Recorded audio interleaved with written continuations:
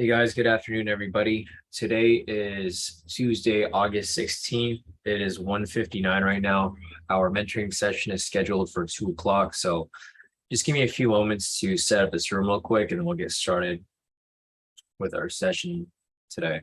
So if you guys have any questions, feel free to put them in the chat. Otherwise, we will get started shortly. Got that set up right there.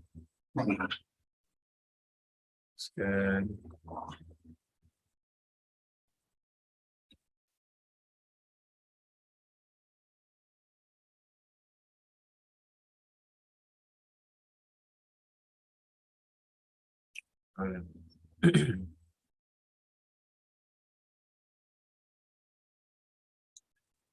All right, looks like we're good to go. Let me get this link sent out to you guys here in the premium.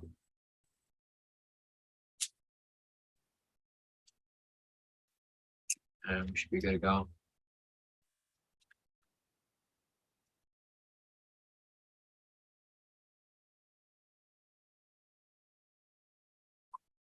right, there we go.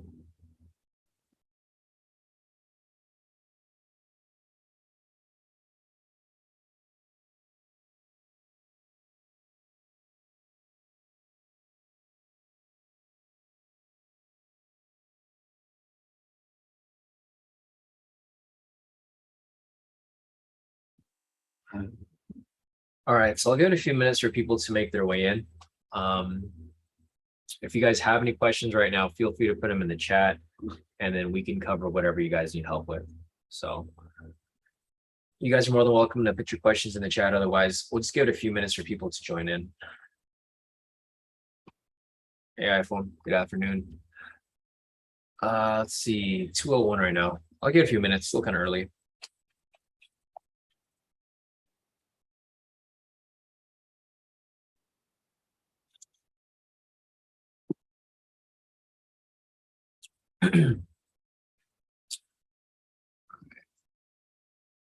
So looking over at sentiment, still at 76%. Wow.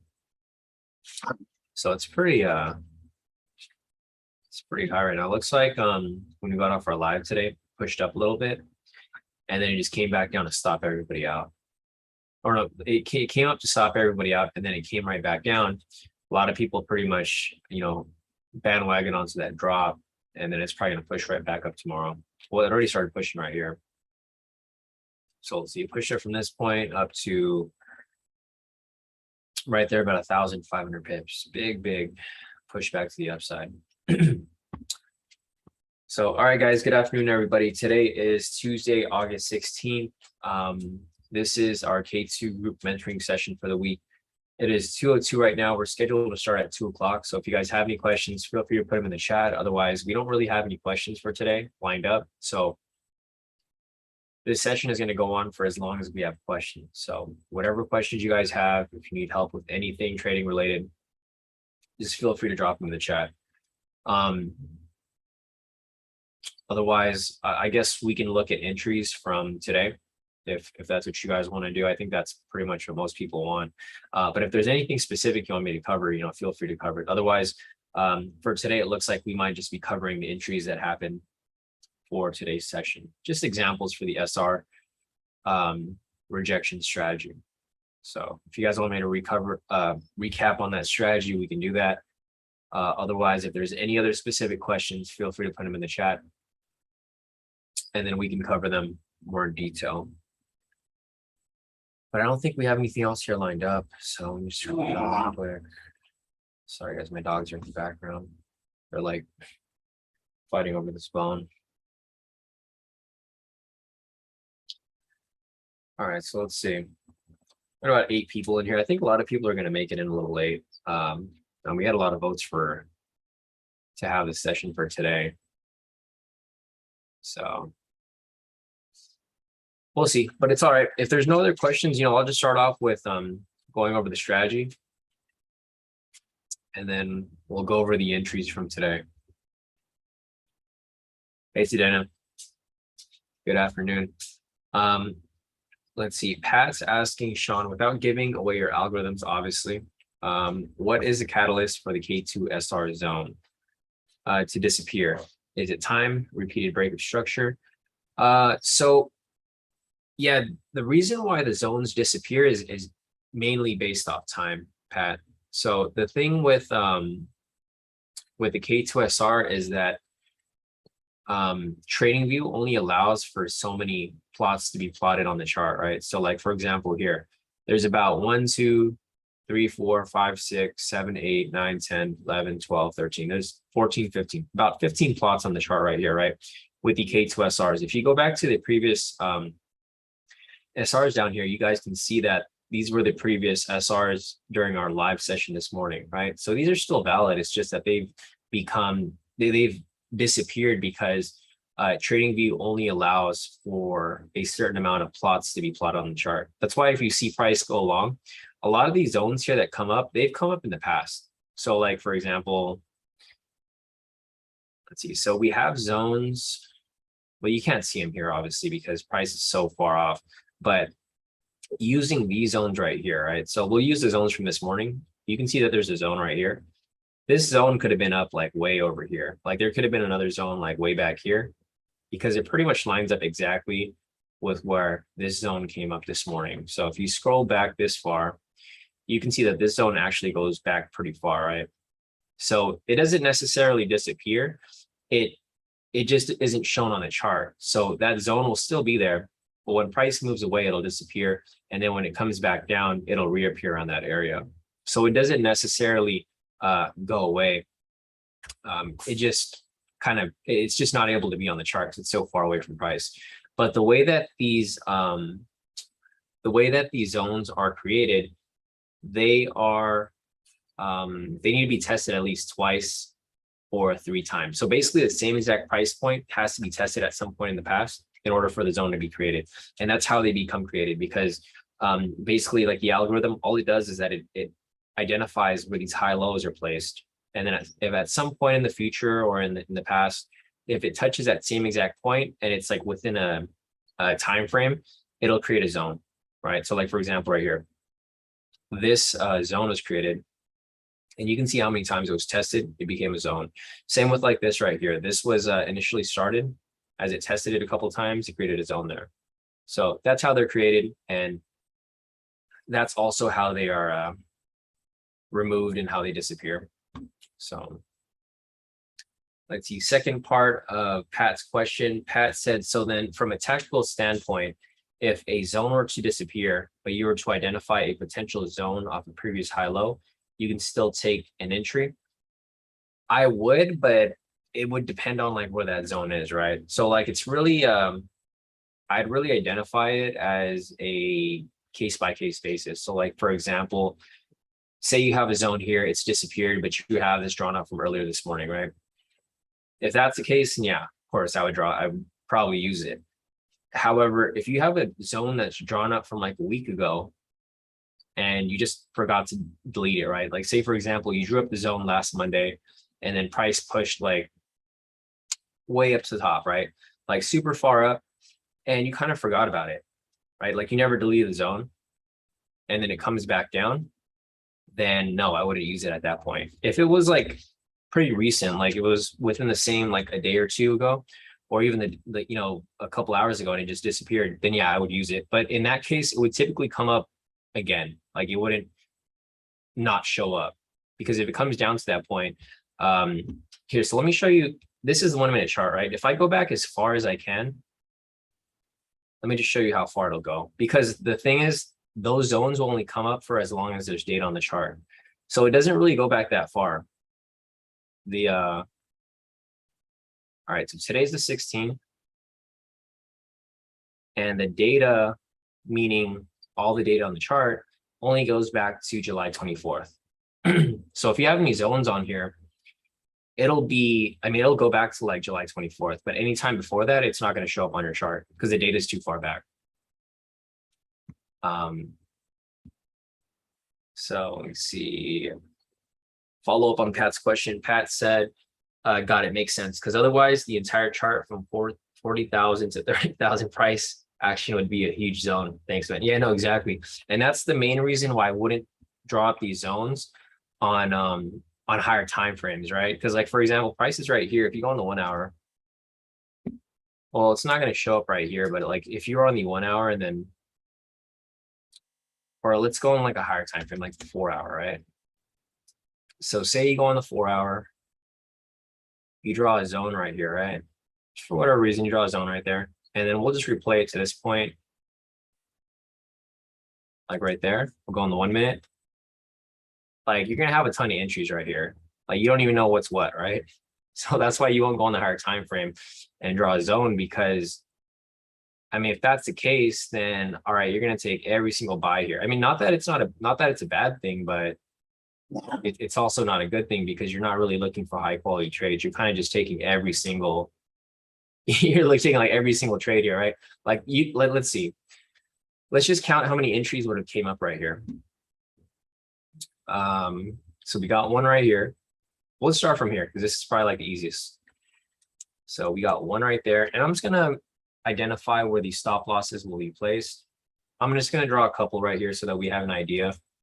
Not to say that these trades won't hit, but you know, you're kind of taking every single trade at this point, and it becomes very risky, because although they do hit, you want to make sure that you're still sticking to quality trades. So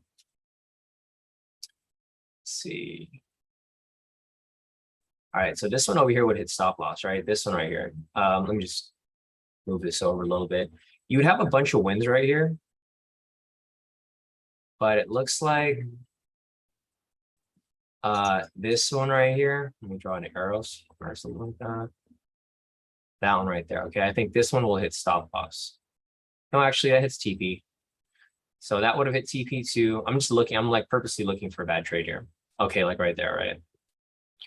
This one would have hit stop loss. But then again, this would have been at a bad time. All these trades came around like 1 o'clock. This is when the market's closing. So, I mean, you wouldn't even take these trades to begin with. But I'm just trying to make a point here, right? Like make a point that there's so many there's so many entries right here within this one zone off the 4 hours. So, I mean, you can take all these trades and you'll have like 5 wins and 1 loss, which is okay if that's what you want to do. But for me personally, I wouldn't want to do that, right? Because there's so many entries here. Like you could have had this one right here. Like this one would have qualified as an actual entry because the 1 minute zone's right there. So great. You would have hit your full TP, would have skipped these right here, but you still would have had 1 win. You would have had a loss right here. So you have 4 wins, 1 loss. If you wanted to do that, great. If not, then you would have just waited, and then there'd be a couple more sells over here as price continues to move along. But I was just using that as an example. So that's why we only trade on the 1 minute. Patrick said, yeah, that visual helps it. Yeah, no, it definitely does. A lot of people don't realize that, like, the 4 hour time frame is so much bigger than the 1 hour. So if you draw one zone on the 4 hour, that's like a bunch of zones here on the 1. So just something to keep in mind. And yeah, also Patrick said that's also only 1 over 1 tiny sample size. Exactly. Yeah. Like you could have like 10, 20 trades here, but do you really want to take that many trades at such a high risk? And Patrick said, or stick to the higher time frames. Yeah, exactly. Or you can trade on the higher time frames if you want. If you really want to trade on the 4 hour, then trade on the 4 hour. I mean, not to say that the strategy doesn't work on the higher time frames. I haven't even tested it, so I can't tell you whether it does or not. But here, let's see. I'm just gonna, not that I trade this on the higher time frames, but I'm just gonna see if there's an example here where we could that could possibly be taken, right? So let's see. Some bullish entries right here. Let me see if there's a zone. Let's see. So right here. All right. So if you wanted to apply this on the 4 hour, there's a session right there, so you wouldn't have taken it, but just wanting to use this as an example. I don't even know what the TP stop loss would be because it's such a big candle. I'm assuming it'd probably be like 1,000, right? Or maybe even more because this candle is so big. So, no, sorry guys. All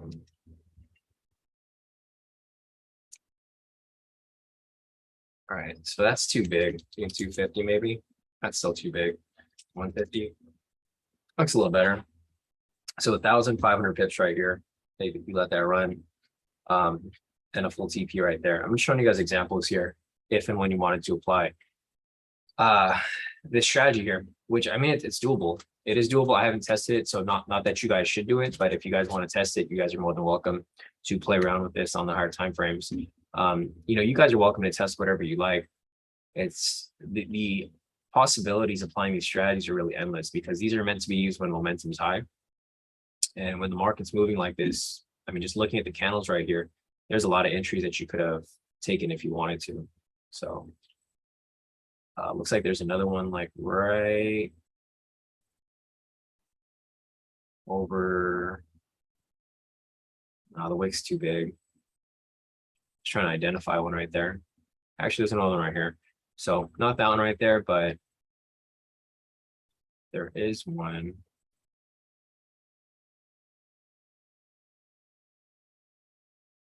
Right over here. So yeah, I mean, if you wanted to apply it, there's a lot of entries that could have came up right here on the 4-hour. Just looking for one here. One off the candle right there. And then a couple more off this one right here, maybe. But you guys get the gist of it, right? You guys are more than welcome to test this on whatever time frame, but I personally only apply it on the 1 minute. So if you want to apply it how I do, 1 minute's the way to go. But yeah, hopefully that makes sense, Patrick. If there's anything else that you want me to cover regarding this, let me know. But I think that pretty much covers all of your questions and follow-up questions. Yeah, no problem, Pat. All right, let me scroll up real quick.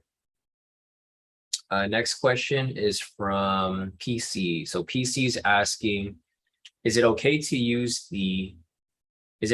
just use K2SRV2, or should we use the other SR indicator? So for this specific strategy, the SR rejection, you would use the version 2. The reason for that, PC, is because the version 1 only gives you the highs and lows, right? So it only gives you the closest high and the closest low. Or not closest high or closest low, but closest resistance and closest support. So this isn't going to be very useful to you because it doesn't give you any zones. It just gives you the resistance and the support. So it's not going to be any use to you using that. We would use the V2, because for the V2, it actually gives you levels or zones, whatever you want to call them, where you can actually draw up rejection points. Yeah, no problem, PC. So yeah, other than that, guys, I don't have any other questions. So if there's any other questions, feel free to put them in the chat. You know, my goal here is to help you guys out. You know, I try to take time out of my day to help you guys out, because my main goal is really to teach you guys to be consistent and profitable, right? I'm profitable as is. You guys see how I trade every day. And it doesn't take too much work. It's really just rinse and repeating the same process every single day. If you guys have been following the live sessions, I do the same thing literally every day. And I'm profitable almost every session, if not no trades, right? I rarely lose trades. And that's how you guys should see the market. Your main goal should be avoiding losses rather than maximizing wins, right? Because the thing is, if you keep maximizing wins, you're going to get greedy, and then you're going to over leverage and just overstep your risk. So just something to keep in mind. You guys don't have to trade the way I do, but you guys see the consistency with my trading style. And if it fits for you, then so be it, you know, use it. Question over here from Pat. Pat said, so then in theory, the SR version 1 would be more useful in keeping you from trading within the range and waiting for it to break. Yeah, exactly, Pat. So here's the thing. If you guys don't want to trade this way, I could show you guys like a million strategies. The reasons why I created these indicators were for specific reasons, right? Like before I used to trade break and retest entries. So like what Pat over here just mentioned, the SRV1 can be used basically for break and retest entries, right? So let me just go over here and I'll just see if I can find an entry here or type of example, because you can technically use this in a lot of ways. I mean, if you know what you're using it for, then it'll help you a lot. So let me just turn off the sessions real quick. So like what Pat just mentioned, like right here, we have support and resistance, right? You see how price breaks above it and retest it? It didn't actually retest, it broke below for a fake out. You wouldn't take the trade. But if you wanted to look for an actual break and retest, let me see if I can find an actual example for that. Because you can see here how price is ranging, right? This indicator can also help you identify when price is ranging, because I feel like for a lot of people, it's very difficult for people to identify. But if you're to just draw the SRs like that, you guys can see that price is just ranging. So in this point, you wouldn't be taking any trades. However, if you wanted to wait for that break and retest, you could do that. So like, for example, here, price broke below, we're waiting for the retest, for the entry, it doesn't happen. The zones now have adjusted. So now this is no longer useful, right? Now you'll have something down here. And it's pretty much the same thing. I mean, there's different ways of applying this. I have, like, in the past, I've had strategies that we've used this for. I don't think they're taught in the course anymore, but in the beginning, when I first created this indicator, there was a break and retest type strategy that we would use for this. Okay, so this is an example right here. See how price broke and closed past it and retested? Broke and closed past it, retested. And then you could have taken that for a buy. Right? So let me just go back real quick, replay that. This is pretty much what Patrick was just referring to. So price broke and closed past it. This is one strategy I've used in the past. I don't really teach you very much. I have like a lot of strategies that I can, like, if there's something that you guys are applying already, like there's some type of strategy, because I know break and retest is one of the strategies that a lot of people apply. That's something that you guys can use. So like, for example, here, price broke and closed past it, retested, confirmed with a strong green candle. From there, you can take that for a buy, pretty much ride this to the next zone right there. Let it run. And full TP, right? There's a ton of ways to apply these strategies, guys. Like, it doesn't matter what type of strategy you're applying. If you have a strategy that you're already applying and you need some help to like make it better, I can show you which indicators work to help, or they all work obviously, but I can show you what you can use to improve your profitability on that strategy. Every indicator I created is for a reason. Like, I don't create random indicators. Like, I'm not like, oh, create an indicator, then show it to you guys and have you guys like use it. Like, each indicator here covers pretty much every aspect of trading that you need to know. Aside from like other things that are subjective, like supply and demand. Supply and demand is hard to make an indicator for because it's so subjective. A lot of this stuff is like concrete stuff, like identifying the trend, identifying momentum, identifying high lows. That stuff could be quantified into indicators. Other indicators like order blocks, supply and demand, stuff like that's like really hard to code into an indicator because that stuff's so subjective. Everyone sees it differently. So let's see. So Patrick said, so far less entries than with SRV2. I mean, you won't get any entries with this here, Patrick. I mean, you'll get entries applying break and retest, but you're not going to get any entries like how we're applying the SR rejection, because you're not really going to get any zones, right? Like, you'll have a range, but it's not going to be a bunch of zones set up. Like, for example, if you have the SR here, version 2, you got a bunch of zones right here where you can take entries off, versus when you have just the SR, you have like one zone here to basically, you know, identify entries. So like, for example, here, sell signal, like literally no entries within this area. When price starts to shift up here, I mean, still no entries, right? Or you just have a big zone right there. So yeah, no problem, Pat. Glad I can help you with that there. Let's see, another question from B. B said, where would you enter the buy? Would you wait for it to confirm retesting? Wait for it to confirm it's retested and keep going after it's faking out? Yeah, it'd be so. This is where the entry would have been taken. You're basically just looking for it to break out of range, retest, and then, you know, continuation. Like, for example, right here, there'd be no entry because there's no retest. I don't know. Let me see if I can find another one here.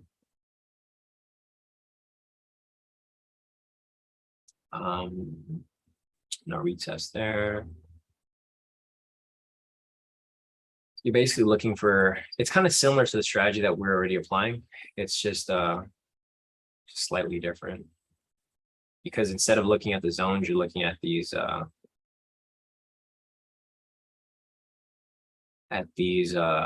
support and resistance lines.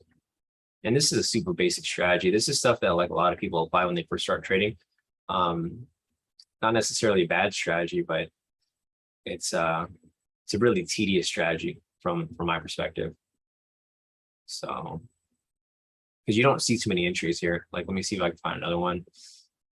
I'm just gonna draw a zone here so it's doesn't keep changing on me. So the trend here is bullish. It's now bearish. Basically looking for it to swing around.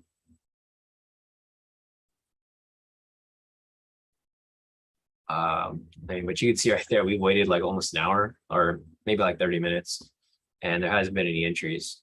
So, I mean, if you have the patience to apply a strategy like this, I mean, you guys are more than welcome to apply. I don't have the patience for this. Like, I want to trade for my first hour in the morning and I want to be done. You can probably find better entries applying this and, you know, applying a one-to-one, but you're going to be on the chart for a long time waiting for it, especially on the 1 minute. This might be better applied on the higher time frames versus the one, because you get a lot of choppiness on here. Let's see, still nothing there.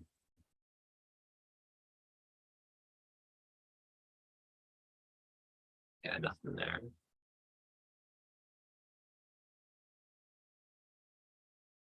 Still bullish.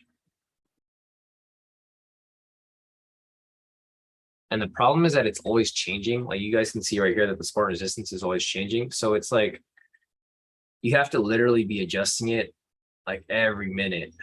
So it's just too much work. This is why I stopped applying this. This is like one of the very first strategies that I started applying, break and retest. I'm sure if you guys have learned strategies like this, or when you guys first started trading, you learned something similar to this. Okay, so here's like one example right here. So you don't have to watch it break out of the zone. These lines are just used as like barriers, right? So here's another one right here where price broke below. Let's replay it. Price broke below. Trend meter is red. You can see it's starting to shift down to the downside. See price broke, retest. Somewhat of a strong red candle. Keep taking that down, right down to the next zone down here.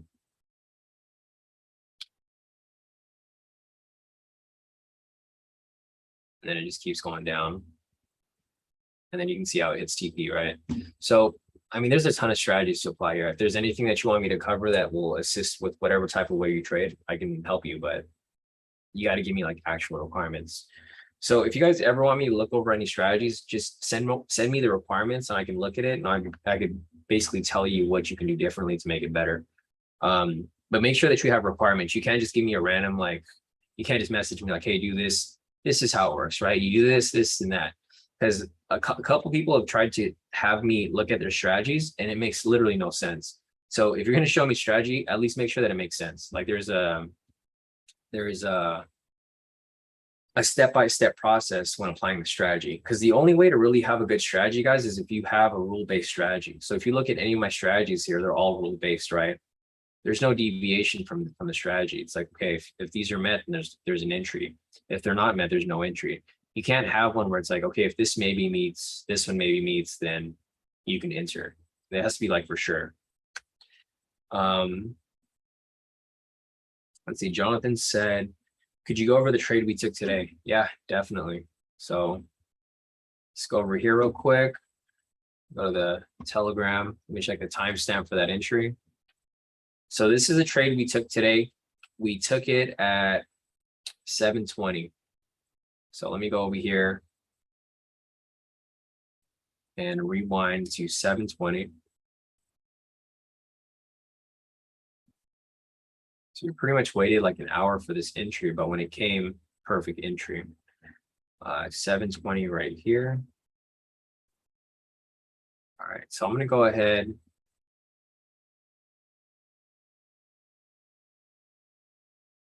and mark up the zone right there. I'm gonna go turn this off.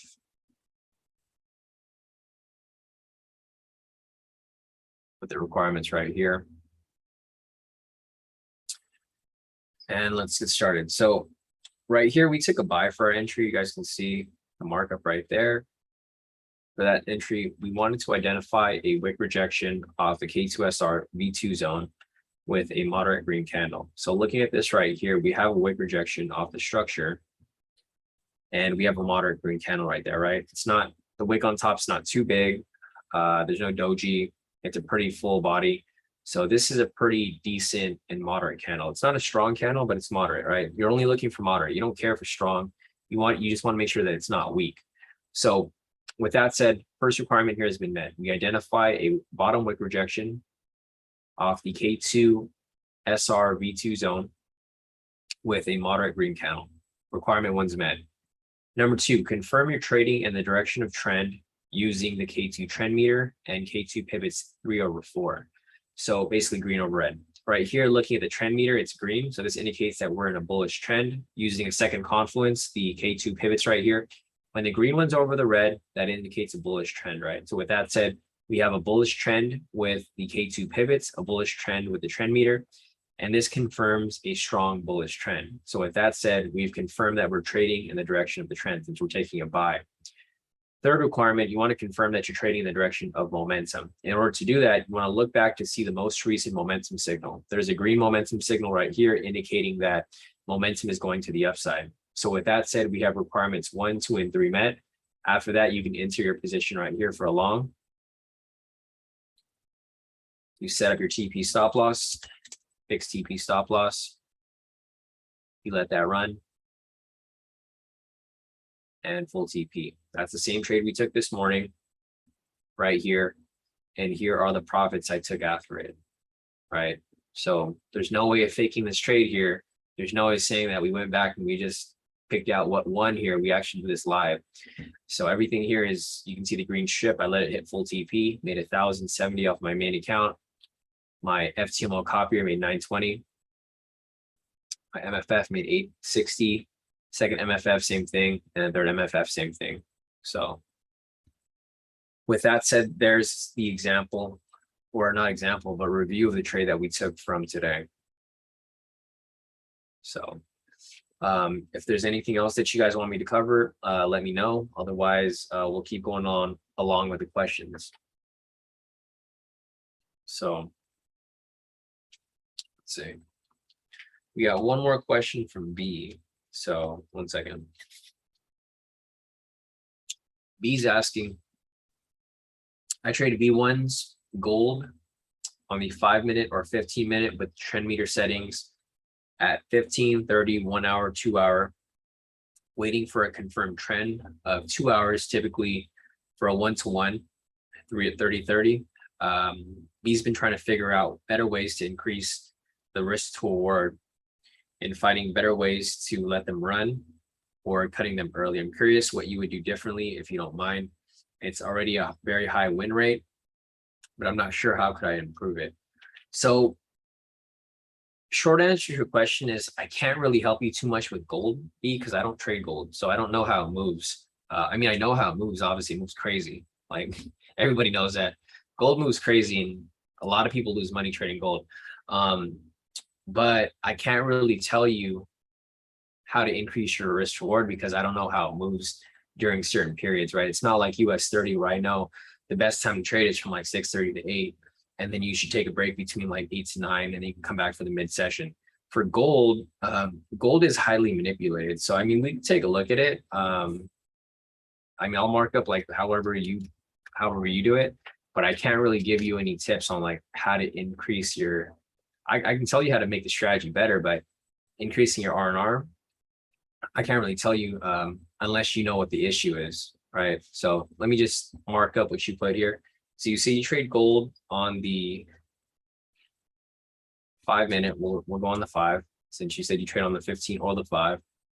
Your trend meter settings are at 15. And the thing with me, guys, is that I'm not going to fake it, right? I'm not going to fake it and say that I'm good at everything because I know I'm not good at everything. You'll see a lot of people who try to fake it and act like they're good at like literally everything. Most people aren't good at everything, guys. Like for me, I'm good at US 30. Same with like a lot of these other bigger traders, right? You'll see a lot of traders, they only trade like 1 or 2 assets. The main assets that people trade are US 30, gold, GJ. I think those are the main ones. If you see anyone who trades a lot, those are typically the assets that they trade because they're high volatility. They move kind of similar, but not exactly the same. you guys can see here that gold is super choppy, right? There's specific strategies that work better for gold. Like for me personally, when I used to trade gold before, I used to see that the break and retest strategy would work really well. Like something like this right here, right? You'll just draw the range here from the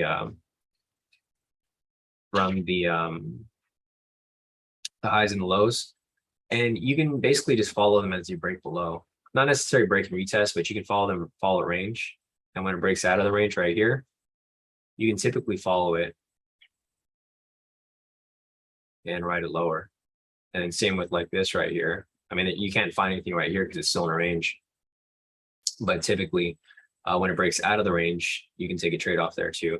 But from my experience, gold is it's a directional asset like US30, but it's super choppy. Like you guys can see how choppy it is right here. There's probably like no way to take any good trades around this point.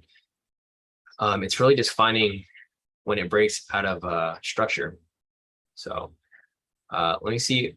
I'm going to scroll up real quick and see what B does. So B has this set to, on the 5-minute time frame he trades, trend meter set to 15, 30, 1 hour, 2 hour. He's looking for a confirmed trend for 2 hours. So let me go over here real quick. Sorry guys, I'm gonna turn on the AC. It's freaking hot. This heat wave is killing me. All right, AC is on. So B over here, he said that he trades for a 1-to-1, 300, 300. So you're trying to figure out a way to increase risk reward. So all right, so basically just looking over here at B strategy, what he does is he typically waits for a solid trend to come up. Let me see how you take your entries here.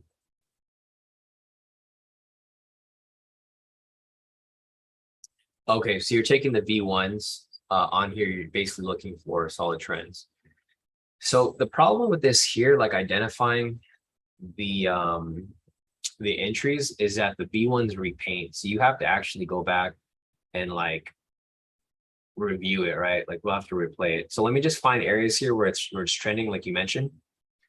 So I'll go to a date range. I'm just gonna set this to you said 2 hours, right?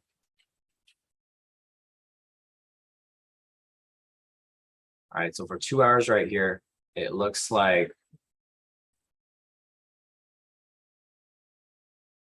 price was pretty solid. All right, so let's go over here and I'm just gonna replay it. So like this point right here. So you're typically looking for a V1 at this point. Let me see if I can find one. We need a pending sell. Actually, you had one right here. All right, cool. So I'm just gonna move this out of the way. There's a V1 right here. You said you typically go for a 30-30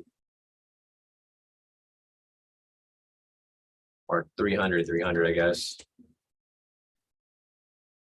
All right, so you got 300-300 there, and you're trying to identify or figure out how to have a higher risk reward, right? So the way that I would do it is I would typically just double the TP. Like for example, right here it's 300. If you go to 600, and you can see that, and you can use other indicators here to confirm. Like for example, here if you had the, so this is something that I would have done where it would have helped you. So like you could have had the SR version 2 up right here, and check this out. So you have a zone right here, right? So what I would do is I would look at confluences. If you could find more confluences here, then this would increase your probability of it pushing further, right, B? So looking at this right here, for one, you already have a V1 entry, right? There's a double body rejection right there. So with that said, you already have an entry.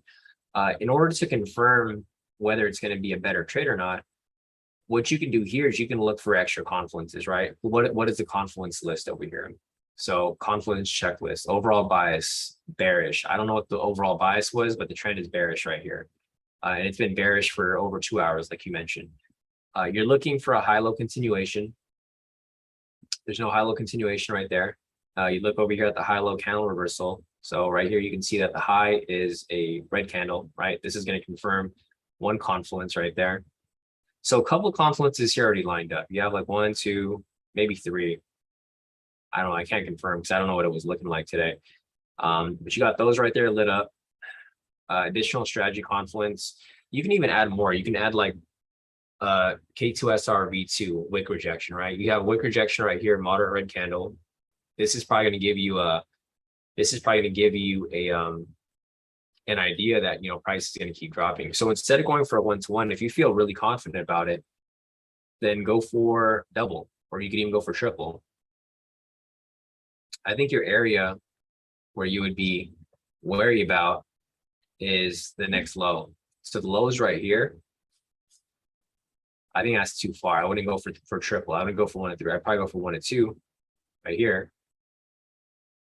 And I think that would be solid because you have all the space down here, right? So let's see if it plays out. With that said, you let it run. And it actually goes and hits your TP right there.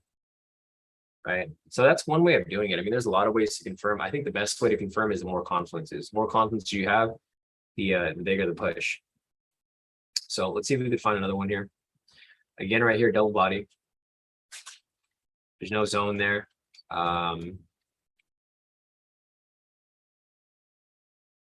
Gotcha. Yeah. So the bias is everything lines up. So there's overall bias sell, current trend is sell. High low candle right here, or the high candle is a red candle. There's actually a high low Confluence. So again, right here, you have another V1. Take that for a V1. So typically your 1-to-1 is like 300. All right, so for something like this, we'll go and identify where the low's at right here. Let's see if we can maybe go for double. Or this is what you can do if price reaches this point. So if price reaches a 300 profit target or profit point, what you can do is you can just move your stop loss and profit, and then from there you can let it run. So if it continues to push, then great. If it doesn't, then you know you get out in profit. So going down to 1 to 2 right here, you can see that this is kind of dangerous, right? It's past this low here. You probably don't want to mess with it. So instead of going for 1 to 2, this is one where you might want to just take a 1-to-1. Right. And that's how you can pretty much manage your risk, identify what's a trade that you can let run farther, you can let it play out. So right here for a 1-to-1, it gets close to stop loss, doesn't hit it, comes right back down, hit your TP. See if it drops even lower. So it doesn't drop lower, but you do have another opportunity here to take another entry. So I don't see anything right here. It looks like there's another one right here.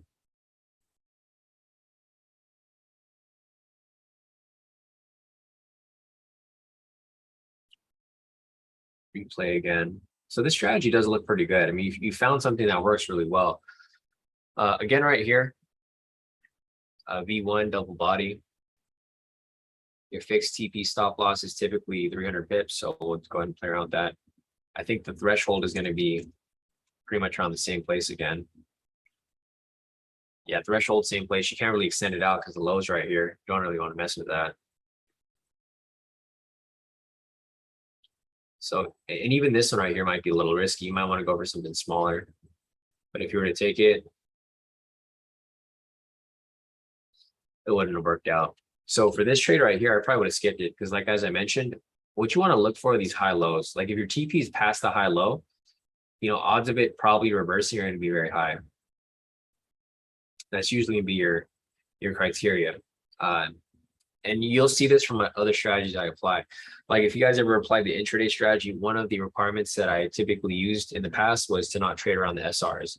Like if price got close to the SRs or the high lows or the support resistance, whatever you want to call it, those would be areas where I would just skip it. So like, for example, right here, the high low is so close to the TP where I would have just skipped it, waited for the next one. So let me see what B has over here.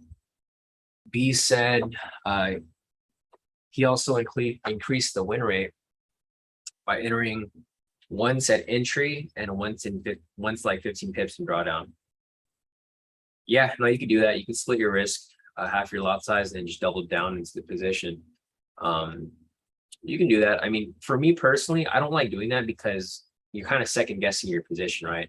For me, I don't like second guessing any of my trades. If I'm in a trade, I'm in that to win or lose. I'm not gonna like double dip into it or try to double up on it, right? So that's why for me, analysis is so important because whenever I enter a trade, I don't feel nervous. I don't feel risky about anything. Like if I'm in the trade, I'm like, all right, if it hits, cool, because my analysis played out. If it loses, that's also cool because the market is probably just not working for me today. And that's usually where I just call it a day because I don't typically lose very many trades. So let me see what else B put over here as well.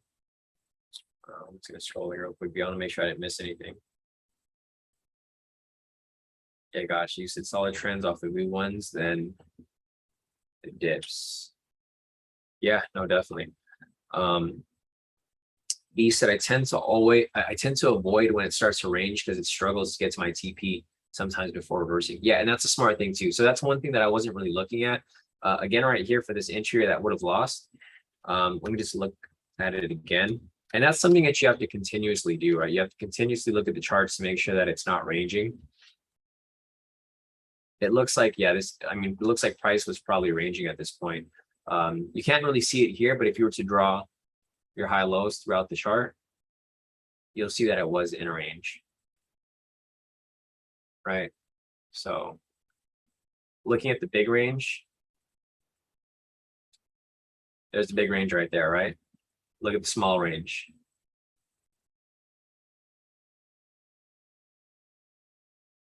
Small range is right there, and the even smaller range right there. So yeah, I mean, if you're trading something like gold, you definitely want to make like identifying the range is really, really important for gold because gold is, you don't want to trade it when it's ranging. You want to trade it when it's actually moving directional. Because if you're trading it when it's ranging, you're going to get caught in spikes and what we call whipsaws, right? A whipsaw is something where it comes down, hits your stop loss, and then it goes straight to your TP right after. So yeah, exactly. So CT also mentioned pivots or sideways, avoid. That's definitely something that you guys should look at. Like for example, here, we were looking to take sell here because pivots were moving directional. But right here, you guys can see that pivots were moving sideways, right? They're just right next to each other. The red pivot, the green pivot. If it's moving like that, you definitely wanted to skip it. So something to keep in mind. Let's see, B said, yeah, I get you. I'm just not sure about 300 pip stop loss when was just a random number I chose that works out well. Yeah, I mean, it's really trial and error, B. It seems like your stop loss is all right. 300 looks like it's cool. But only you would know, right? Because you're the one that applies it. So if you've been applying 300 pips as your stop loss and it's been pretty solid, then keep using it. It's the same way that I apply 300 on US 30, right? It's because I've been trading it every day for like the past couple of years, and I found that to be the sweet spot for scalping. So if you found it to be the sweet spot for gold, then yeah, continue to use it. But if not, you'll make adjustments along the way. Like say, for example, you keep losing trades with that stop loss, you might just have to increase your stop loss. And that'll probably help you find the middle ground. Yeah, B said, yeah, it was like 90% win rate throughout July, but August is so choppy, so not too many trades. Yeah, the whole summer is kind of like that, B. So like, I know July, there was a lot of news, so that's why I was kind of pushing. And then August is like deep into summer, so now volatility is starting to die down. Because if you look at current market right now, so this is a 5-minute chart. If you're on the 15, you guys can see that it's actually in a pretty big range right now. It's just chilling down this range, big range. And it's just getting tighter. It's just starting to squeeze right here. So I'd be careful. Gold does move kind of similar to US 30, but I feel like gold is like way more erratic. It's like you guys can see here how choppy it is, like this right here. I'll show you an example. See how big this candle is? Huge, right? Like I feel like gold is like one of the main assets that it's like known for whipsaws. And this is what I was talking about right here. So like say for example, you're here for a sell, right? Price whips up, hit your stop loss, and then saws back down, right? Whipsaw. So up and then right back down, or vice versa, down and then right back up. I think this was NFP, right? Or it was inflation. Yeah, it was a CPI. Gold is going to be one of like the super crazy assets as we go into the recession, because gold is a safe haven currency. So if you guys are not familiar with how gold moves compared to the US dollar, typically when the US dollar is weak, people put money in gold, right? That's why like the sentiment is so high. You guys can see over here, let's refresh this real quick. So looking at the sentiment for gold here, you can see that it's 75% long, right? The reason for that is because everyone is worried about the recession. So if everyone's worried about the recession, this is where it becomes a problem, because if everyone's buying gold, it's an easily manipulated asset, right? Like if that's the case and everyone just keeps buying, how do the market makers and institutions make money? They stop people out, right? So like, for example, if someone's buying gold, but they don't have enough money to cover margin, they'll just dump price, right? So for example, it was pushing up right here from December up until the end of the year, until March. So December until March is pushing up. Right here on March, this is when everyone's like, oh crap, we're going into a recession. So what happens? People buy gold. Even though gold should be going up because everyone's buying gold, what happens? Price does the opposite, right? See, that's why you don't want to be trading something like this that's highly manipulated. Gold's going to be one of the most manipulated asset. I mean, it's already the most manipulated asset compared to a lot of other things, but it's going to be manipulated even more because everyone just keeps buying gold. They think just because they're buying gold, they're going to be able to hedge against the recession, but realistically, they're going to get screwed unless you have like a huge amount of margin to cover your position. So just keep that in mind, guys. It's just, you know, basic economics. I have never taken economics. Well, not actually, I take that back. I've taken economics in college, but not enough to actually understand micro and macroeconomics. So I don't know anything about economics. I don't know anything about fundamentals like that. I just know the bare basics of how things work. And you guys can see here that the market is obviously being screwed with because everyone's buying gold. So just keep that in mind, guys. And that's why I don't even feel like I'd ever want to trade gold. I'm so good at US 30 where I don't need to go and trade any other assets. But if you guys want to trade it, you guys are more than welcome, because the strategies still work perfectly fine on whatever asset you want to trade. So all right, B, I think that's it with gold. I mean, unless there's anything else you want to cover on here, you know, you're free to ask whatever you like. But anyways, if there's anyone else here that has any questions, feel free to put your questions in the chat. You know, just a reminder, this session's for you guys. I'm here to answer whatever questions you guys have. If there's anything that you're confused with, if you're not profitable, if there's anything that you guys are not not sure about, just put your questions in the chat. I'll answer whatever you need help with.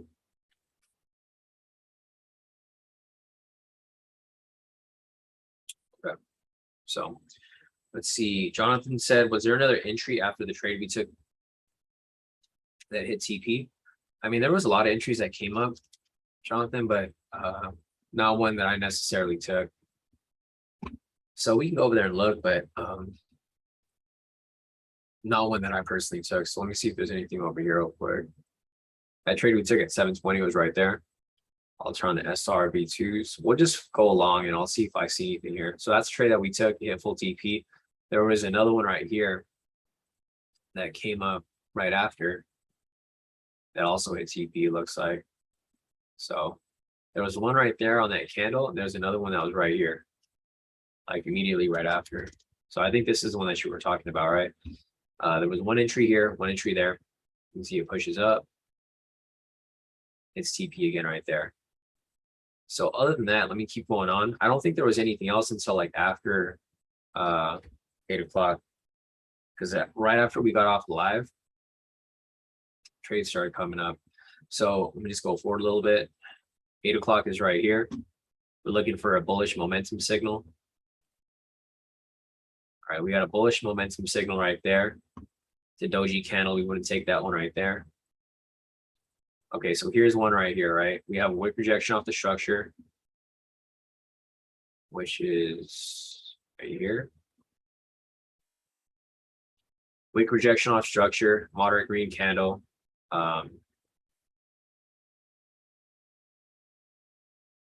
entry right there, full TP. So there was a couple entries that came up. So there's one right there, and then there was one right after right here. Actually, this wick right here was too big on the top, so I wouldn't have taken that one. But if you wanted to take it, because we don't know how this candle actually closed. Like we don't know if it closed at the last second, it just came down a little bit. A lot of times people still enter trades. So if you want to take that as a risky entry, there'd be two like back to back right there. I think there were a couple more. There was another one right here, actually. There was like 4 back to back. Another one right here, right? So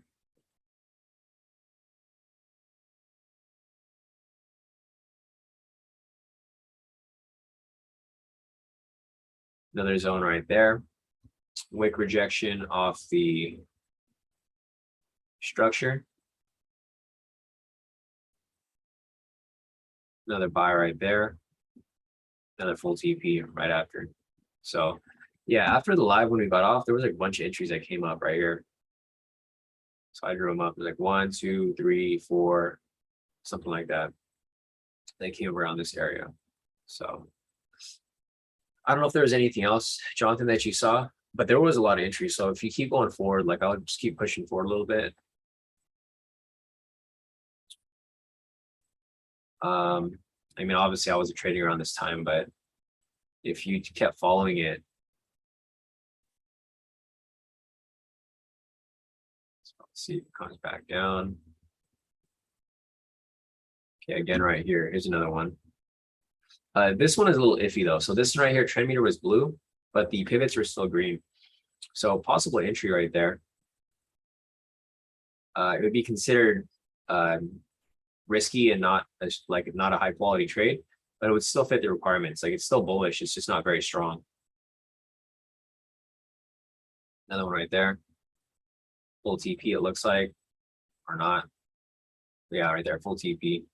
So as you can see, you can tell exactly how it's risky, right? It doesn't hit right away like how the other ones did over here. It kind of pulled back a little bit, but eventually it does hit. There was one right there. There's a couple trades here that came up. There's another one right here. But again, it was considered risky because trend meter is blue. So I mean, depending on how much of a risk you want to take, you can take these trades here. They'll probably hit. More likely than not, they'll hit. But you're gonna have a little bit of a heart attack right there when it pulls down, right? You're gonna be a little bit of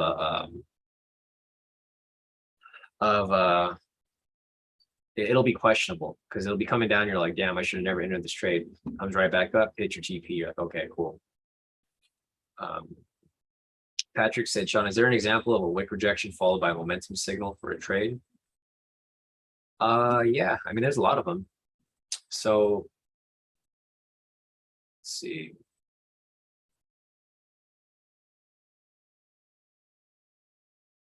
And it's funny that you mentioned that because that's how I used to apply it actually. So before I wouldn't take them like right away. I would wait for like what you just mentioned. Let me see if I can find one here. Let's see, there's no rejection off here, but I that's something that I used to look for. Let me just keep looking forward, see if there's anything. And I do see your question, PC. I'll come back and get to that shortly after this. Just want to make sure that I cover this while we're still looking for things. Okay, so here's an example right here, actually. Let's draw this. There, I'll just hide this to clean it up a little bit. Okay, so like just like you mentioned, Patrick, I mean, you could do this too. Like this could be used as a confluence. This was kind of similar to what I was just showing to B earlier on gold. So you can see how price was kind of consolidating around here. You had the wick rejection here, but no bullish candle yet, right? Or no bullish momentum. So you got the wick rejection. It's followed by a bullish momentum candle. Trend meter right here is green. Pivots right here are bullish. With that said, I mean, if you really wanted to enter a trade, this could be a pivot scalp entry. It could be an intraday scalp entry. I mean, it could be whatever you want, right? If you want to put this below here and then go for 2020, there's a ton of ways you can apply this. There's no one way. There's no like one way puzzle to apply any strategy here. But this is kind of what you were referring to, right, Patrick? Just want to make sure. Your question was, Sean, is there an example of a wick rejection followed by momentum signal for a trade? So I think that's what you were referring to here.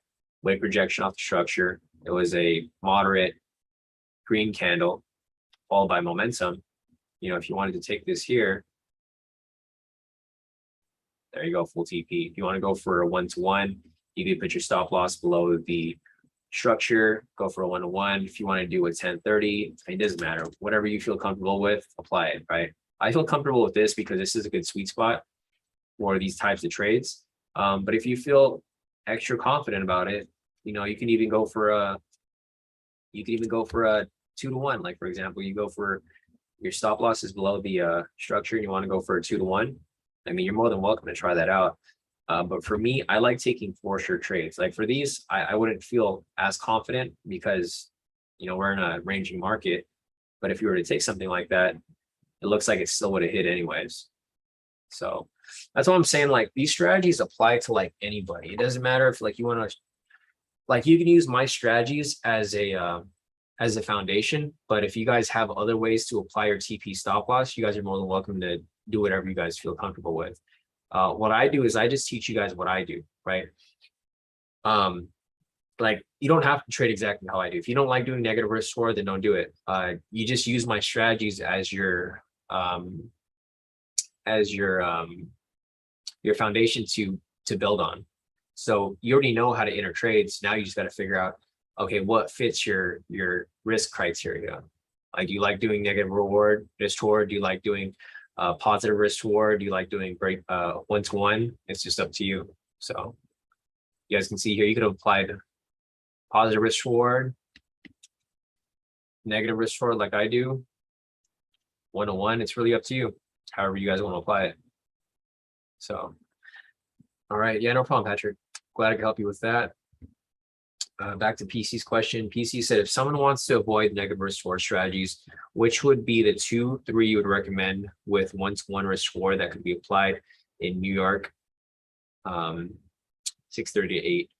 We have discussed so many recently that, yeah, no, PC. I mean, you can apply the breakout. You can apply the daily. You can apply 3-minute daily. You can apply daily counter trend, 3-minute daily counter trend. You can apply the pivot scalp. I mean, there's a lot of strategies you can apply. It just depends on like what your risk appetite is looking like, right? Like for example, here, if you want to do a 1-to-1, like that's why I recommend that you guys go and like actually test out the strategies so that you guys can like see what that you really like. And then I can give you ideas on how to make things better.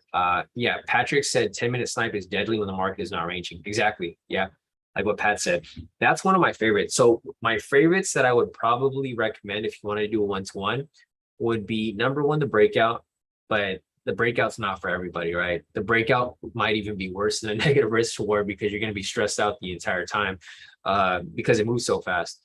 So depending on like what you're referring to, PC, because like PC said, if someone wants to avoid negative risk reward, that doesn't necessarily mean all 1-to-1 or all positive risk reward are going to be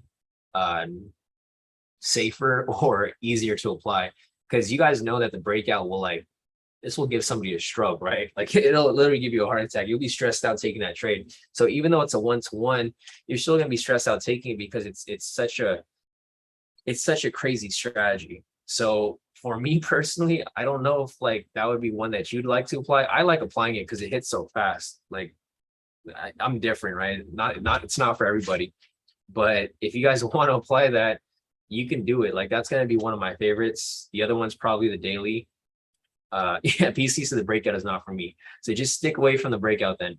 If that's the case, then I would probably look at the 10-minute snipe. Yeah, or the daily, or the 3-minute daily. I don't know if, let's see, is John here? John Ryan, yeah, no, John's not here, but John likes to apply the 3-minute. So let me go over here to the 3-minute. You can apply that way too. So what John typically does is he looks for the first momentum.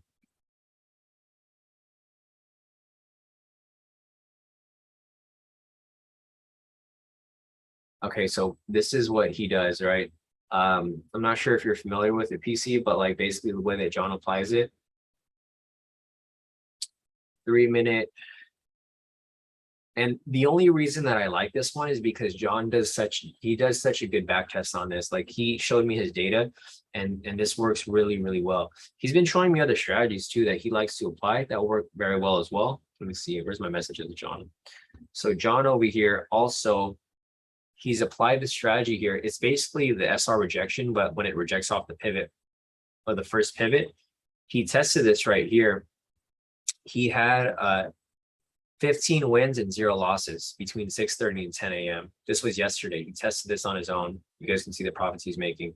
And then he did it again from 6:30 to 1, basically the entire New York session. He got 20 wins and 2 losses for 1,040 pips or 1,400 pips.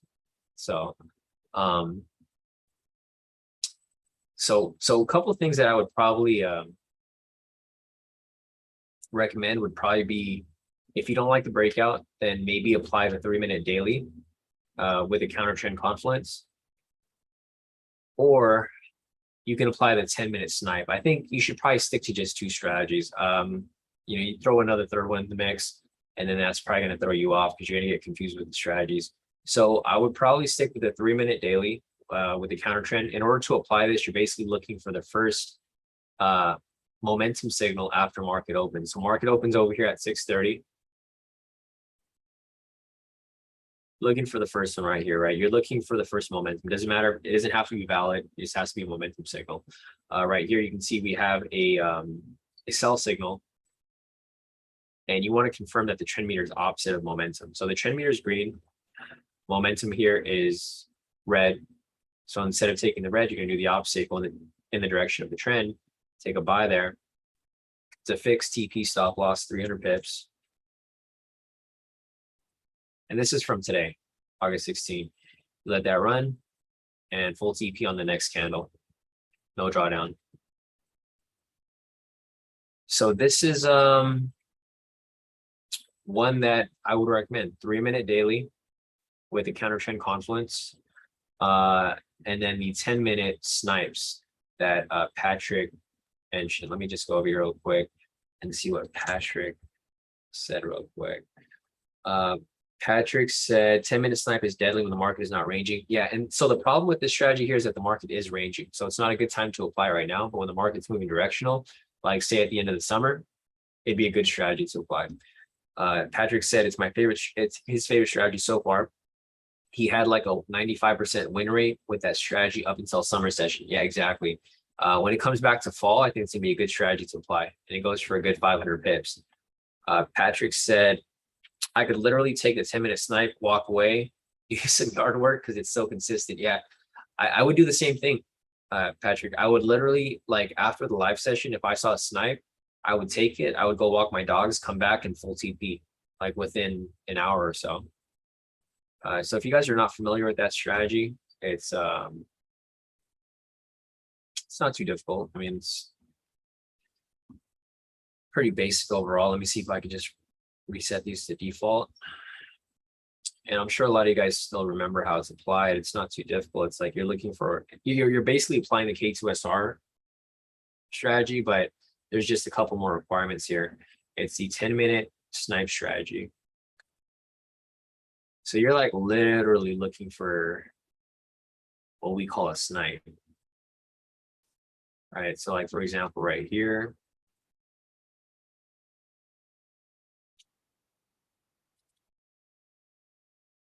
Confirm overall bias. Today we had a bullish bias. You confirm a wick rejection off AK2 pivot. It is rejecting off pivot 1 right there. Confirm a wick rejection off a K2SR zone. There is a K2SR zone right there. Oh, we'll just use the bottom one because it's closer. It doesn't matter which one it rejects off. So wick rejection off K2 pivot, wick rejection off K2SR zone. Confirm wick rejecting off pivot does not touch a candle body. Body's up here. Wick's down there. Pivot's down there as well.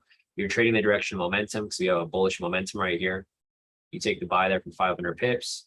And like Patrick said, you literally just let it run. You let it run. Or it looks like, I don't know if this one hit stop loss. But this goes back to what we were just saying. And I think there was news at 7:30 or something. This is not a good strategy to apply when the market is ranging, right? So if you go back over here, let me just show you real quick. So when this entry came up, right here,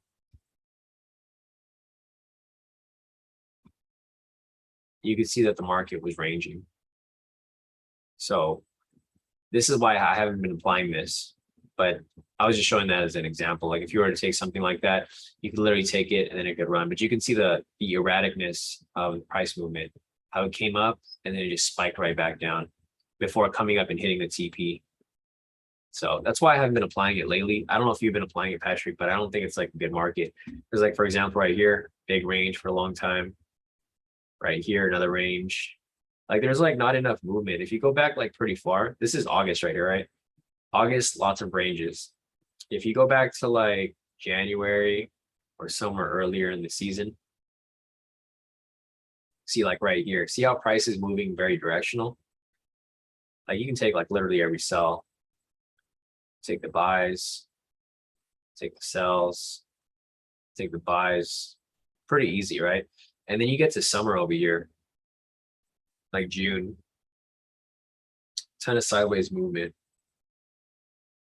So it's not really a good time to apply it. So yeah, I mean, if you want to apply one of these one-to-one strategies, PC, I mean, you're probably best off waiting until summer's over because you're probably not going to find too many good entries. I mean, you'll find some entries here, but you might have to go to some extent of having a negative risk reward because it's going to be really difficult to find good entries during these types of conditions. So yeah, exactly. Patrick said, nope, stopped early summer because it blew my challenge relying on those bigger moves. Yeah, and I agree too, Patrick. B's asking, was John's 3-minute counter trend data put into the chat? I mean, it might have been. Honestly, I can't remember.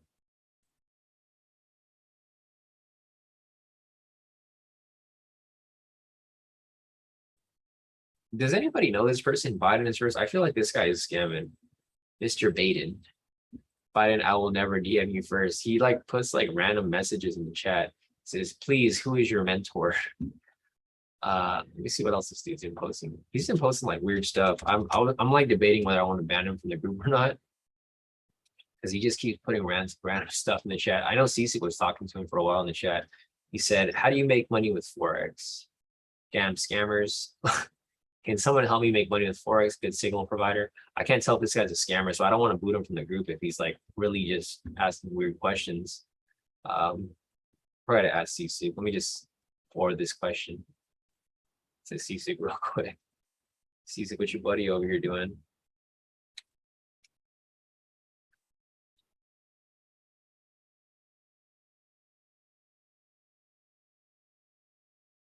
He said, please, who is your mentor? President Joe Biden.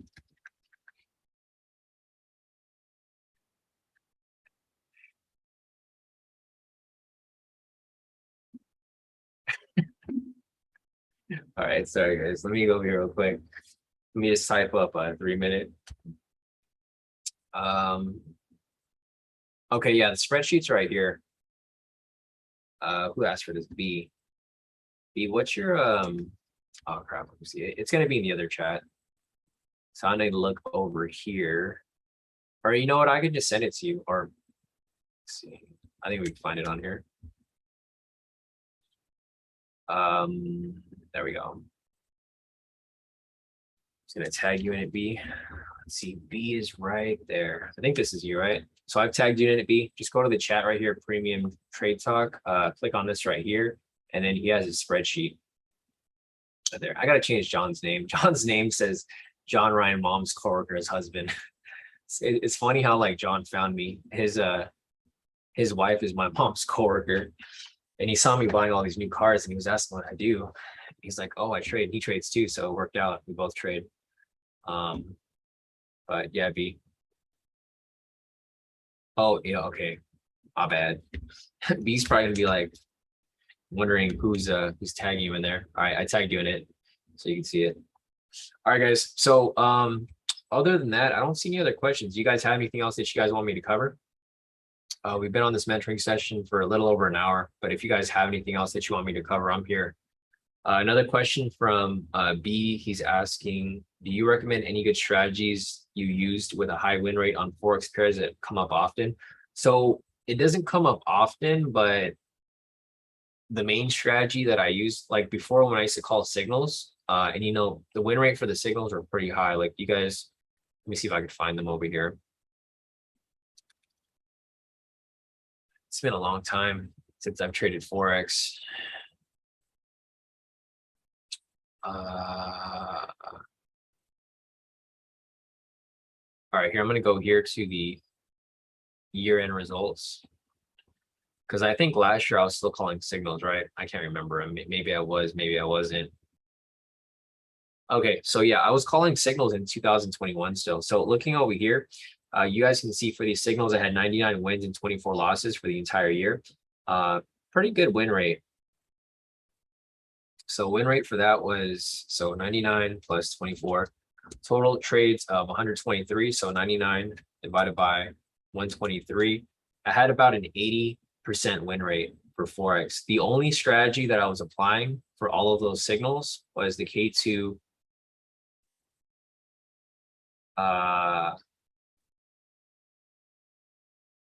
SR strategy. This is literally the only strategy I applied. So if you guys want to go and start your own signal service, you guys can just master this strategy. Literally, that's the only strategy I applied for all the Forex signals right here.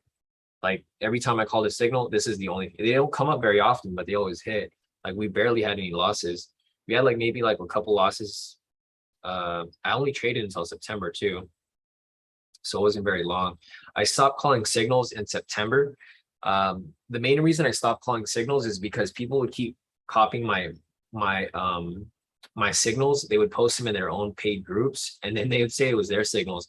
But the ironic thing is that they didn't change anything. Like it was the same chart, and whenever they clicked on the chart, like it was so dumb. Because like, let me see if I can find it over here.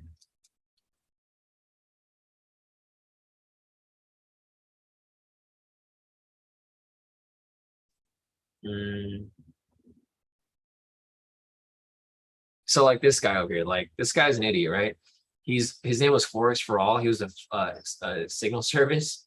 Like look at he was charging people for this. He would copy my signals exactly how I would call them, like literally the same way. And then what he would do is he would copy the same chart and it would say K2 trades on the chart. Like it would literally say K2 trades on the top somewhere. So that's the main reason why I stopped calling signals, guys, because it just got annoying. People would just keep copying my signals, reselling them to their own signal group, and then basically say it was their signal, even though it said K2 on their screenshot. But for example, if you want to apply any of these Forex strategies, this is the only strategy that I applied for all the signals. I mean, there's a lot of different strategies that you can apply, but this is the one that I applied for every signal. Question from B's asking, did you only trade on GJ? I traded on everything. So like, for example, the watch list over here, I traded that strategy for every asset on the watch list. B's asking, did you also let them run overnight? Yeah, they were just set and forget strategies. They were on the 4-hour seat. Like it would take like days for them to hit, or not days. It would take like maybe hours. Sometimes it would take a couple days. I don't know. It depends on the session. But they were pretty much set and forget entries. Let me see. I forgot what I applied it on the most, but let me see if I can find an entry here. Let's see. Okay, so here's one. I'm just like kind of just looking through here to see if I can find one real quick. You can pull up those requirements again. I haven't applied the strategy in a long time, so I can't really remember what. Okay, breaking close pass, momentum, follow into the next handle.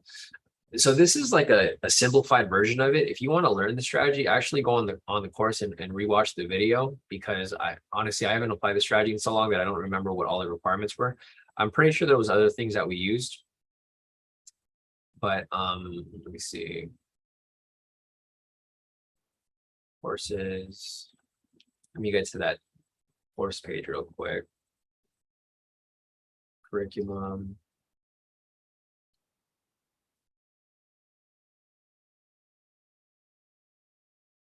All right, so if you go over here on the course, just scroll down, and the actual video for that strategy is going to be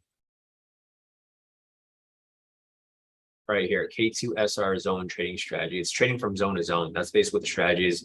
You can apply it for intraday or swing. So honestly, I can't really tell you exactly how I applied it, but I'll show you basically a simplified version of me trading it. Because I mean, honestly, I wish I could tell you exactly how it is applied, but I can't remember. It's been too long. Let me see if there's one right here. I know Maddie's been playing around with it though, and it's been working for him. Okay, so here's one right here.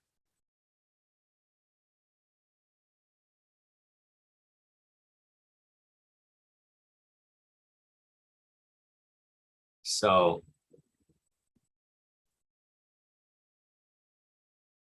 the way that I would do this is, I mean, obviously you do one-to-one, but since you're trading on the higher time frame, you have to you have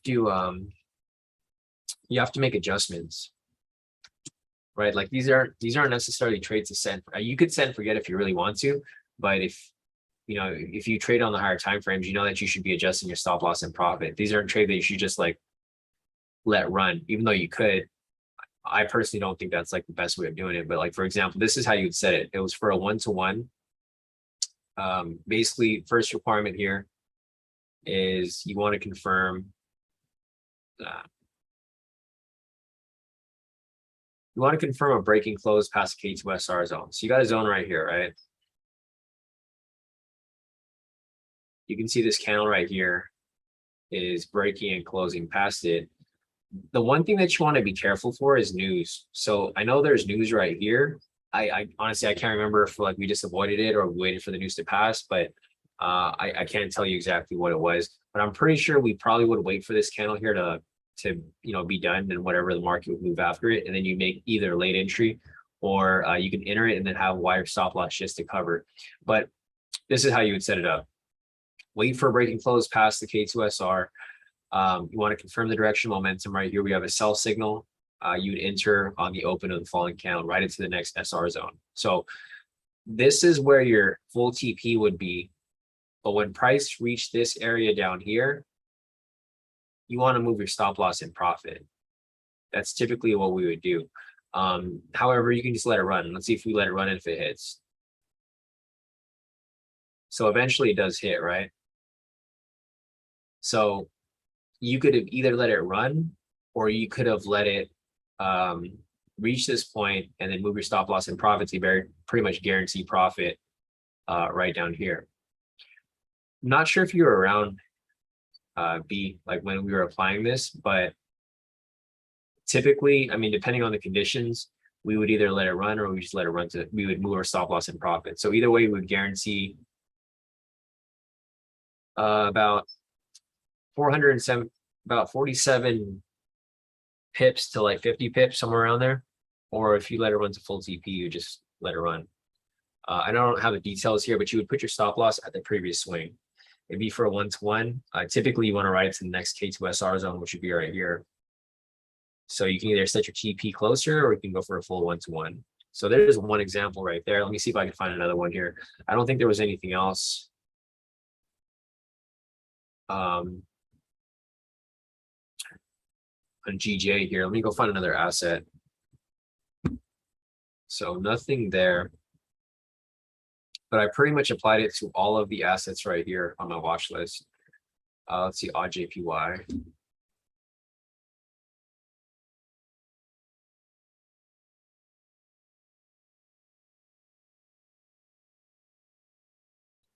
Okay, so here's another one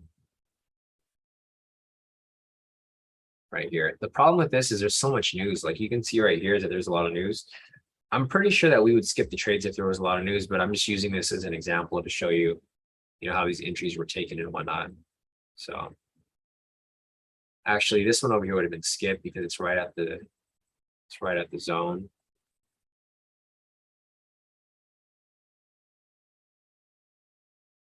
I think there was maybe one right here.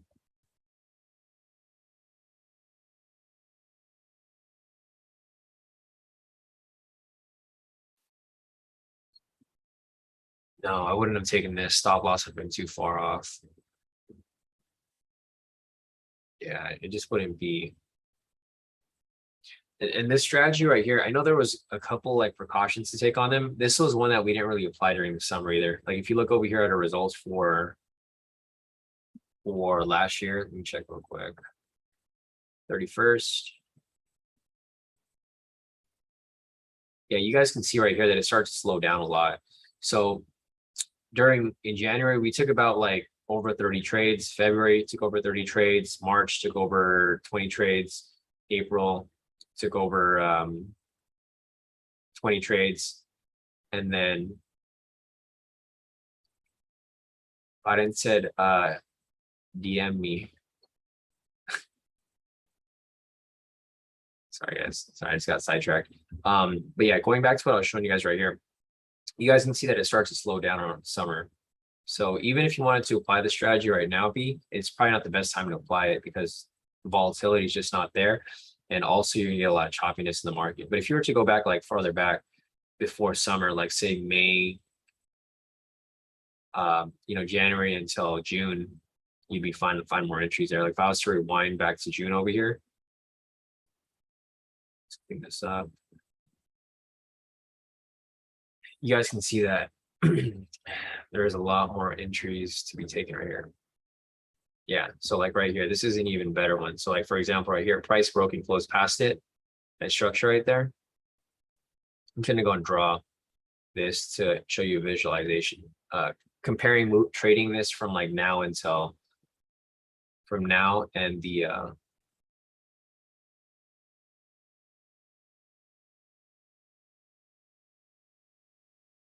now until the next zone. Let me go and replay it from this point. So again, right here, same strategy that I was just referring to. Let me just hide everything here so it's not all messy. Same requirements. Confirm breaking close past K2SR zone.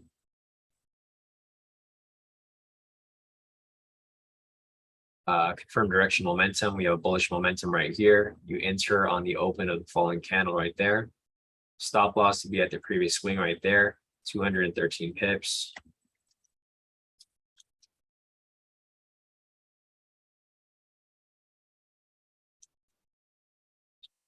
So this actually lines up perfectly. So for a 1-to-1 right here, you can see it pushes to the next zone, right? So if you were to take the trade at that point, you let it run. It takes a while to hit, but I mean, eventually it does. So you can see right there, it does hit. That's for 213 pips. But this trade would run for about 2 days, 3 days actually. So you'll be holding on to this trade for 3 days, but it does eventually hit. So for this one right here, you wouldn't need to make your TP stop loss smaller. You would just have to let it run pretty much. There's no like structures in between. B said, what would you do if the trade was running into the weekend since FTMO doesn't allow it? You would just close the trade. I mean, that's why, well, I don't give it anymore, but I know you've been around before where I used to give or I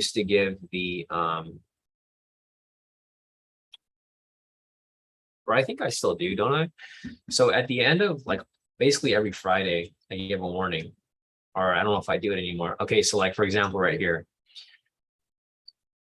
the reminder is sent every single Friday. It says, reminder team, as we get closer to market close for the weekend, volatility die down as traders sell off of their current active positions. We recommend you close any positions you currently have in order to avoid any unusual spikes that can happen over the weekend. So you just follow the same reminder that I give every Friday. You just close a position out. I mean, you don't have any option, right? Like, what would you do? You just hold on to it. But if you hold on to it, you'd blow your account, or you wouldn't blow your account, but you'd violate the requirement. Unless you have a swing account, then you can hold it over the weekend. But I never recommend holding trades over the weekend.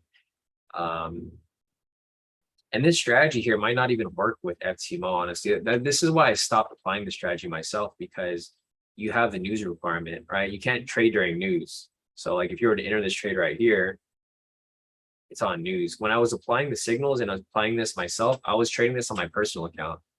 So unless you have a swing account, I probably wouldn't trade this on your FTMO.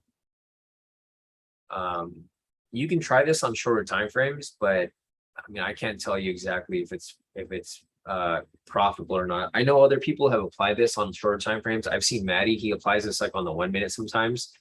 He applies it on the 1 minute, 5 minute, and 15 minute, I think. But again, I can't tell you if it works or not because I haven't applied it myself. I've applied on the 4 hour and it works perfectly fine. But this was applied on my personal account. I've never applied this strategy on FTMO. FTMO, I've only applied US 30 because of the strict requirements. So that's something that you would have to determine. I have never used a swing account, so I don't know what the requirements are like. I mean, if you're gonna trade Forex, the leverage is like, it's not as it's not as low on like on a normal personal account. But if you don't want to trade a personal account, then you'd have to look at the requirements. Yeah, no problem, B. Yeah, B said, all right, got you. I was gonna do it on my personal anyways. Yeah, for Forex, I only trade Forex on my personal account because I don't want to eat into my margin. So like, I wouldn't recommend trading this on your FTMO because what would happen is this will eat into your leverage. Say if you're taking a trade here with like a 1 lot or a 5 lot, it's going to eat up so much of your leverage that you can't scalp on US 30, right? So I would keep it separate. If you want to trade US 30, use one account. If you want to trade Forex, use a different account. I wouldn't commingle them. I know I see a lot of people do it, but that's like a surefire way of getting your account blown because like, you're going to end up reaching your max daily drawdown without even knowing it. So yeah, I mean, that's my advice. You guys can do whatever you want, but for me personally, I keep everything separate, Forex and US 30. So I think that's it, guys. If there's any other questions, feel free to put them in the chat. We've been on the session for about an hour and a half. But I'm here if you guys have any questions. Yeah, no problem, B. Hopefully that was helpful. Sorry, I haven't applied the strategy in a long time, so I couldn't apply it as perfect as I used to. It's been like over a year since I've applied the strategy. I just don't have any need for it because I just trade in the morning now. But if I did want to trade Forex again or any Forex pairs, I would apply this specific strategy here. This strategy has been like a surefire win for me. This basically started my winning, I guess, winning role with like trading. Like when I started applying this was like a surefire win of like winning almost every time. And it was a 1-to-1. So like even if you had a decent win rate, you'd be perfectly fine. So all right, guys, I think that's it for now. Unless there's any other questions, you guys feel free to put your questions in the chat right now. Otherwise, we'll wrap this up for the day. And then we will be back here tomorrow morning for the next live session. If your question wasn't answered today, guys, don't worry. We have this session every week. So if you don't have it today, we'll be back here next Monday. Let's see, for the next session. Yeah, I don't have anything scheduled for next Monday, so we should be good.